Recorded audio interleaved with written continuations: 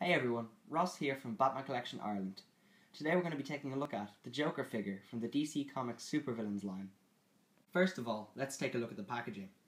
The figure comes packaged in the standard DC Collectibles window box, with the figure's name being featured in the bottom right corner and the bulk of the figure being on display, being clearly visible through the window. On one side of the box, we get a stunning picture of the figure and a couple of lines detailing the accessories that accompany it. The lines read include saw, wrench, hammer and needle nose pliers. We are also given the information that this Joker figure was sculpted by Phil Ramirez. On the other side of the box, we get a faded silhouette of the Joker standing menacingly, with his eerie grin being the only feature given colour to. This makes for a really nice effect. Finally, on the back of the box, we get a close-up of Joker and a summary of the figure which reads, Batman's arch-nemesis the Joker is perfectly captured in this action figure, based on designs for the Death of the Family story for DC Comics The New 52. We also get pictures of what were once soon-to-come figures in this line, back when this figure was released, and they are of course Black Manta and Captain Cold. Towards the bottom of the box, we get pictures of the Joker figure posed as if fighting the Justice League New 52 Batman figure, which I feel is a really nice touch. Without further ado, let's crack open this figure and take a closer look. Be right back. So guys, I've got the Joker opened up and on a DC Collectibles stand, as this figure does not come supplied with one. Firstly, I'm going to talk about paint applications and sculpture detail. Let's start up at the head. The first thing to become apparent is how wonderfully depicted the Joker's face is, with both the sculpture quality and paintwork working together to show off intricate details and paint textures. You can see glossy yellow teeth, sunken piercing green eyes, a wrinkled face, along with the Joker's signature grin being held in place by metal rods fitted to the mask which is strapped around his skinned face. It would have been cool for the Joker's face mask to have been removable, but when you consider the detail of the figure, that's more than forgivable. Joker's hair is a vibrant green, with the black wash being applied throughout. The hair seems thick and pasty in parts, but that is more than well suited when you consider the Joker's demonic nature. The Joker is depicted wearing a blue janitorial caretaker's jumpsuit, which has the same black wash applied to give it depth. The name badge, reading Joe, can be seen on his upper left breast area. Likewise, writing appears across his back, reading Joe's garage or garage, depending on whether you're from the States or not. His shirts and slacks are well sculpted, with wrinkles strategically placed to give them a flow and a texture. The Joker comes wearing matte black shoes with red socks which also have the same black wash applied through them. The Joker's neck area and arms are a pasty white, which is simple and effective given no washes or texturing have been applied. The Joker also features oversized brown leather gloves, which are coloured and textured in such a way so that they really do look like leather.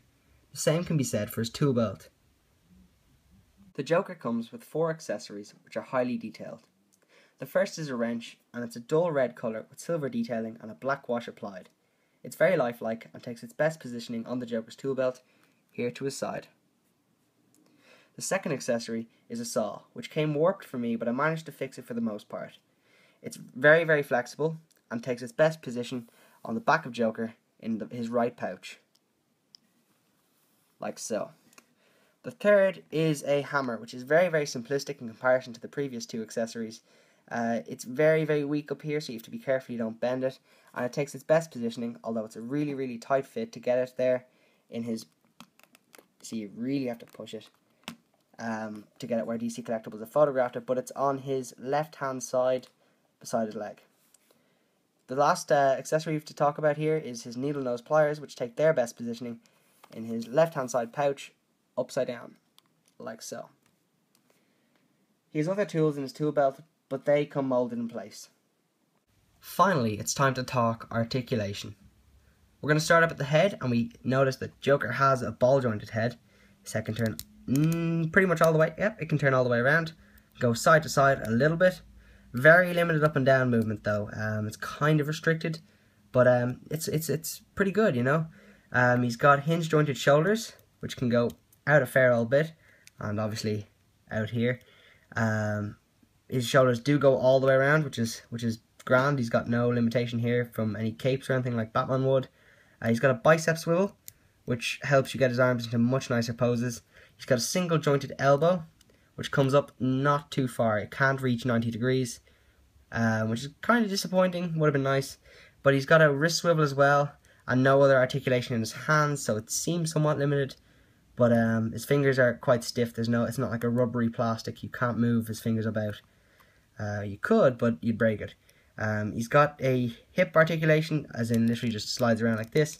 There's no form of ab crunch, so that would have been nice to see, but you know, it's not really expected of a figure that was released in the early stages of the New 52. His legs do not go out to the side, so he cannot do the splits. They come up to about 90 degrees here, and they do not go far back because of his tool belt pouches, which limit it. He has got knee articulation, single jointed knees, which only come down about this far, which isn't spectacular, but you know, you can live with it because it's a really, really nice sculpt. Further down on his legs, below his trouser leg, he's got articulation here. He's got an ankle swivel just above his sock, so it's kind of an upper ankle swivel, I suppose. There's no other articulation in the foot, which is disappointing. I would have liked some form of ball joint or an ankle pivot, something like that would have been lovely, but you know, I can live with it. I give this figure in total around an 8 out of 10. I definitely give it 10 out of 10 for the paint detail and sculpt, but I'd have to take off those 2 points for the articulation. However, you can get this figure into some really nice poses, and I'm going to put a gallery in at the end of this video just to show you some of those poses, photographed to the best of my ability. Thanks very much for watching.